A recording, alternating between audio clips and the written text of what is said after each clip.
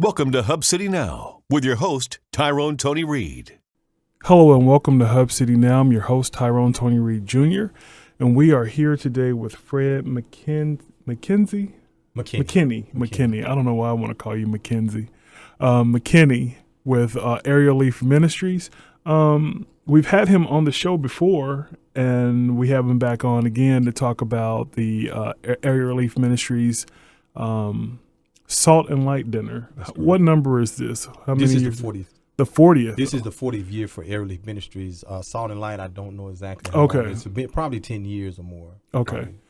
Tell us a little bit about yourself and how you got involved with Area Relief Ministries and what your position is currently with them. I've been with Area Relief Ministries now a little over 7 years. Got involved with Area Relief Ministries. Just been around the organization for a long time, just knowing Mary Tyler and her daughters and different ones. So that's how I became involved. My sister-in-law was once employed there. So and my brother was with Room in the Inn. So I had a relationship with him and came on as a case manager then. But now I'm Chief Operation Officer there at Area Relief Ministries now. Okay. What made you want to join? I mean, I know you said family, but personally, what drew you to? Well, I love working with people. I'm a people person, not real talkative, but I love working with people and helping people and getting to know them and just seeing how I can help them from the things I experience and probably learning from them as well. So I'm a people person. I love talking and conversating and see what I can learn from people and how we can, I guess, a mutual relationship. Right. People. Yeah. Right. How many people currently does Area Relief Ministries assist or help out? It varies. We have Room in the Inn, and then you have emergency assistance now. So it varies over this course of this year. Probably with Room in the Inn, for as guests, it's probably over 100 to 200 different guests from November of last year up until this point. At least that many. For as emergency assistance, we no longer do utility assistance, but we help people rehousing people with that. So we probably helped over 50 or 60 families since just July of last year. Okay. Yeah. You keep mentioning Room at the Inn. For those who don't know, tell us what that is. Room in the Inn is a partnership that we have with churches, and this is going into our 11th season, November the 1st, where churches have the opportunity to house men at their facilities or at another church facilities or a different location from their church. But it's just bringing the guys in, homeless men. We only work with homeless men for a shelter. We partnership with over 37 churches in Jackson, Madison County. That's good. They will come down to our facilities like the men line up at 6 o'clock in the evening and take the guys back to their facilities and feed them. And that's where the guys sleep, and they get a breakfast and they bring them back. So that's what Room is. It's an emergency shelter. Okay. Tell us about the Hub Club. What is the Hub Club? Hub Club is our after-school summer camp for youth or children in the Hillcrest community. It's an after-school program that we mentor and educate or get the kids involved in activities that they naturally wouldn't do. So we have what we call Spark. It's bringing in different people with talents and maybe art or music or cooking or anything like that. Someone with a talent can come in. And we believe every person have a talent or a gift, and we call it a spark. So once you ignite that spark, a person may not be into because you're in the Hillcrest in the East Jackson community. The kids are not always accessible to the zoo, or their parents are not afforded that opportunity to do it. So if you can spark something, they don't know they have that talent. So we try to introduce them to something new that will spark something. It may be art, and it may be the gift that leads them to probably becoming prosperous. They may not go to college, but they may learn they got a tech skill or a cooking skill, and they find something that they like to do. So we want to spark them and being positive or something in the community. Right. Okay. You also have do you all still do the Arm 5K? Yes, sir, we do. Okay. You all were already done that. That was in May. How many people did you all have turn out for This that? was a relatively low turnout because it was during school getting out. A lot of it's a lot of young people, so it was at a different time. But we're thinking that's going to we're going to do it a little bit different this coming year. So we probably have 50, and we usually have 80 to 100 participants. So it was a little bit smaller. Right. It's usually held in September, so it was a little off this year. Okay. And what is that race for? Is that race just to raise funds for ARM or specific? Just to raise is just a fundraiser for ARM. Okay. Yes. All right. Okay, well, let's go ahead and talk about the Salt and Light Dinner. Tell us a little bit about that. The Salt and Light Dinner is one of our biggest fundraisers of the year, and generally we bring in different speakers. Last year we had Inky Johnson that came in. Who was that? Former UT vol player that was injured and was no longer able to play football again. So he came in and he tells his story of how he felt kind of disappointed, but he figured out what God had called him to do. So he didn't let that injury cause him not to be productive and do something. So he inspires kids and youth ministries and different things around the country, and he speaks. So he was our speaker last year. So Salt and Light is bringing in people that can relate to our story with the clientele we serve. So it's a banquet that we bring in. It's locally, and we bring in speakers just to speak on that. And who else have you all had in the past? I'm trying to stall because I want to get into who you all are going to have this year. Okay. After the break. But who else have you all had in the past couple We've of years? had the Tuohys. Michael Orr's his adopted parents came in a couple years ago. We had Phil Farmer a couple years ago, and we had Lane College president and union president to come in and speak, and that was a great turnout. That was probably one of our greatest turnouts and fundraisers when we had the two local presidents of in colleges. Yes, that's awesome. I'm trying to stall. It's going to be. We'll go ahead and talk about where it's going to be. It's going to be on September 14th, Carl Perkins Civic Center at 6 p.m. Yes. Let's see. I'm really trying to. Okay, I was trying to wait till the break. So we're just gonna go ahead and take a break, and when we come back, we're gonna tell you who will be the feature speaker at the Salt and Light Dinner Banquet on September 14th. We'll be right back in just a few minutes. All right, welcome back to Hub City Now. We're back from our break, and now we're going to tell you who's going to be at the banquet, because I was just trying to hype it up so you can come back and hear us and find out who's going to be there. So I'm going to let Mr. McKinney tell us who is going to be the featured speaker. Well, this year is going to be Mary Tyler, which was the founder of Area Relief Ministries over 40 years ago. With, several churches here in the community.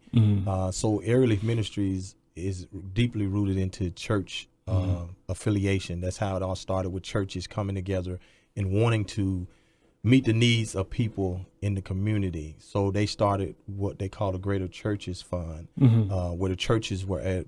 Mary Tyler was not the director when it initially started, where churches just would rotate around. Different churches would take part and be the one that would host it or pass out revenue or funds to people in the community as they need it. 1977 is when Mary Tyler took over and brought it into Area Relief Ministries and changed the name of it to where it became a centralized location, and the churches poured their funds into the organization and allowed her to operate and still help the community. So it started off relatively small, and it has grown now to several different programs that we offer. Yeah. And let's talk about some. I see some extra. It's saying that I'm looking at your website. Salt and Light Banquet serves as ARM's largest fundraiser, making possible the service we provide. Emergency shelter, case management, and transitional employment services are provided for those who are homeless through Room in the Inn. What is Open Arm Day Center? That's where the homeless can come back to in the morning at 6 o'clock in the morning. Okay. From 6 to like 8:30, they shower, earn clothes, wash the clothing, watch TV, or get prepared for the day. Interviews or something. Interviews, different things like that. So around 9 o'clock is when the case manager. So we do classes, chapel, to have people come up and speak to them. We do classes with them, social classes. We do allow people to come in, jobs, interviews, want to come in and talk about jobs, health screenings, whatever they want to do. We looking for people to volunteer and help. Okay. So it's a day center for homeless, and that's open to men, women, children, anybody that's homeless in Jackson, Madison County or surrounding areas can come and take part in that. It's not just for men. It's open for anybody that's homeless. Okay. And what's Fresh Start?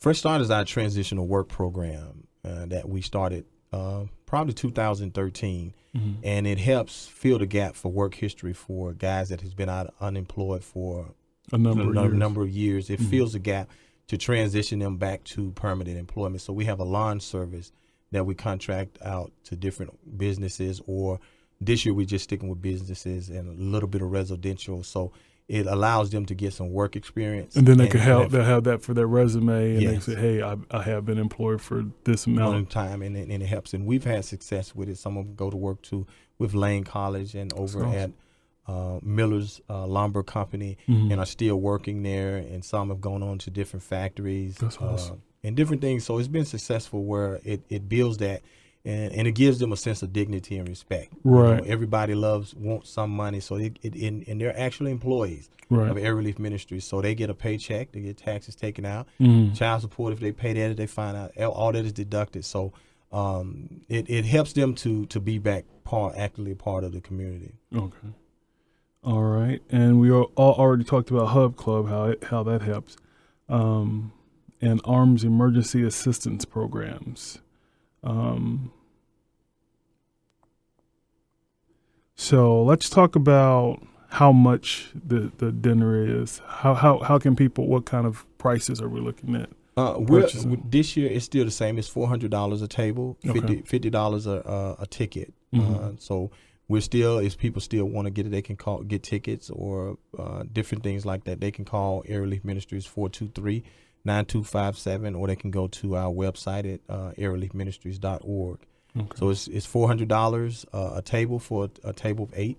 We're having Love and Truth choir and praise team and Lane College choir are going to combine to sing a couple songs together, and then Love and Truth are going to sing a few songs separately. So it's going to be a great year of praise. Really just celebrating 40 years and really honoring Mary Tyler for her service to the community. For 25 years, she served at Area Relief Ministries for 25 years, and really gave this Jackson a good foundation of help and needs in the community. So we want to honor her in the service that she's brought to Jackson, Madison County and surrounding areas. All right. And it says that she retired in 2006. Is that? That's correct. Okay. All right.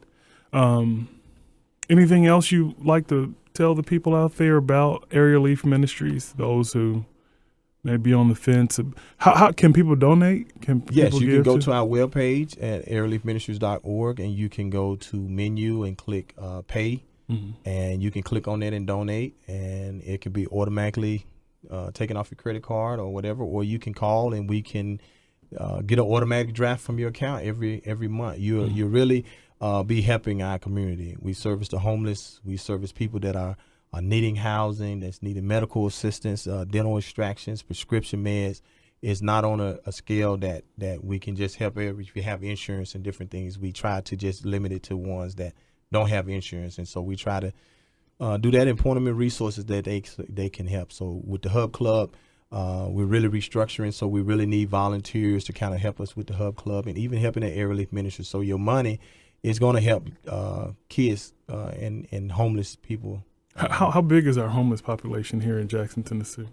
We probably we do a count every year in January, and the numbers don't always show. It's probably 200 or 300 here in Jackson, but we have begun to get more people from out of state. So it's not just in Jackson, Madison County, other counties. So our name is really out there Right. for us being homeless. So we're it's growing. Like I said, the number of guests that are people that are homeless is growing, and it's attached to a lot of mental illness with that. So they really need assistance and help. So we're there as one area just to help them is get them someplace to stay.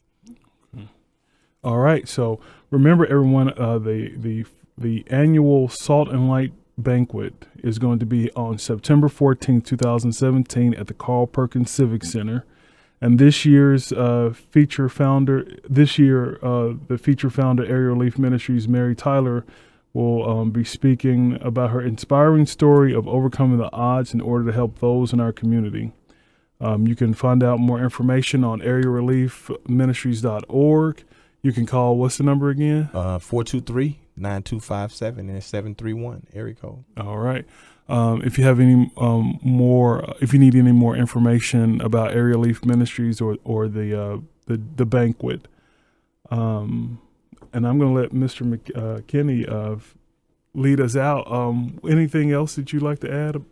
Yeah, as we're planning for that, we're getting ready again for our Hub Classic and in December, our Christmas basketball tournament. So I'm planning that as we speak now. So if you're not doing anything for the holidays, look up Area Relief Ministries again. We'll be bringing local teams and teams from Memphis this year. So planning to have a great time again. And we just want to see everybody and continue to support Area Relief Ministries. All right.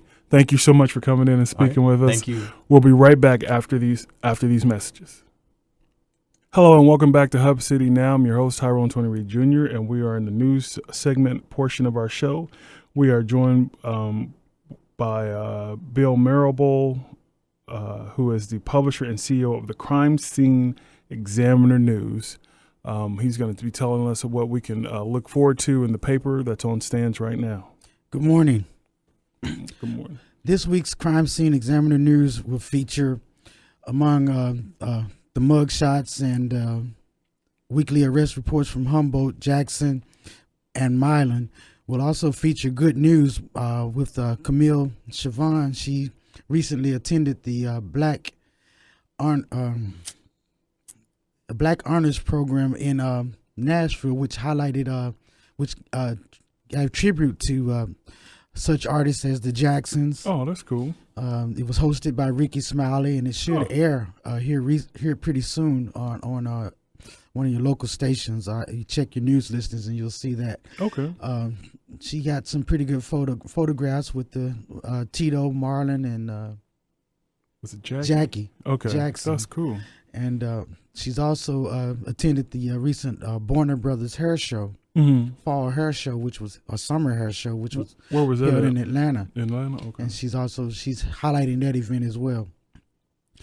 Coach Ray Jones out of Brownsville with his West Tennessee Outdoors is talking about horse training with he interviewed my son, as a matter of fact. Okay. Lovey Marable. And Lovey's a horse trainer. He's from Humboldt, and his wife is in the military, and he's moving on from Kansas to Savannah, Georgia. So he stopped through here and did a little horse training for Ray Jones in Brownsville. Oh, that's cool. So we have those stories in this week's edition, as well as the local crime news and state crime news as well. Okay. Anything in the in the news that piqued your interest or something you want to talk about? I guess this piqued my interest as well as the interest of Japan and 45 as well, when North Korea fired another missile over Japan. Over Japan, yeah. So they're getting pretty brazen in their missile testing. So that thing right there is gonna be a big player in the news coming up in the next few days. And also you have hurricane or tropical storm now, Harvey, which is wreaking havoc over Texas and moving on to Louisiana. Yeah, because I'm looking at a report online that says that a former FEMA official says that Harvey will be worse than Katrina. Right. I noticed. Well, this is of course a pre-taped show, but I noticed this morning that they had 5,000 cots available at one of the shelters, and those cots are already taken, and they're looking at 5,000 cots versus 8,000 or 10,000 people and they still haven't got everybody rescued. So wow, things are going to be pretty tough to deal with. And I know I heard something on the news one morning where they were wondering if an evacuation should have been issued. Well, I don't think a lot of people thought that it was going to be as bad as it. I heard the mayor of Houston explaining that situation yesterday on NPR, and he said that there was no way that you can evacuate or order 7 million people out of the area. That would have just been catastrophic. So they dealt with it the best that they could. In the areas where they knew it would flood beforehand that it was going to flood, they evacuated those areas. But as they say, that this was a 1,000-year event. 40-something inches of rain in one day. That's a lot. Hard to deal with. Yeah, that's a lot. Anything else you've seen in the news that you? Well, of course, again, there's always 45. We're waiting to see what he does next on this North Korea issue. Oh my goodness! But the the pardon. Yeah. Of the sheriff. What was his name? Arpaio, or whatever. He Arpaio, I think it is. He 45 again has set a new mark, a new low for the presidency. He's doing things 7 months into the office that presidents haven't done in their whole 4-year term. Right. This guy is going to be something to deal with. I'm just waiting on the FBI report to be finalized, and that thing might take years. But I just want to see where he is. He just doesn't care. Yeah, it doesn't seem like he does. I mean, to bring that out while the hurricane was going on. And not only that, the ban against transgenders from the Army. A couple of days after you said you're going to increase the number of soldiers in Afghanistan. So who do you think is going to serve? If they were willing to be in there and do that, and you just kicked out a large portion of your force who were willing to do that, you're going to start drafting people now? Involuntary drafts or what? I wouldn't put it past. You won't put it past? No. I That's think dangerous. That's his next. As a matter of fact, I think that'll probably be one of his next moves. You think so? Yeah, and of course, he wants to shoestring or hamstring Congress, and if they don't give him the money for his wall, he's going to bankrupt the government. Yeah, or shut down the government. So this guy is really he's a off blast. The rails, huh? But I'd like to thank you again for inviting me here. Oh, thank you. We appreciate everything you all do. Remind the listeners that our new number at the Crime Scene Examiner News is 731-300-5047. Again, that's 731-300-5047. The Crime Scene Examiner News. All right. Well, thank you so much for joining us. Thank you to our sponsors, the Crime Scene Examiner News, Baskerville Funeral Home, City of Brownsville, Nail Huntsman's Flower Box, R&R Custom Wheels and Tires, Express, and Sal's Menswear. Thank you all so much for tuning in to Hub City Now. We will talk to you next week. You all take care and have a great week. God bless.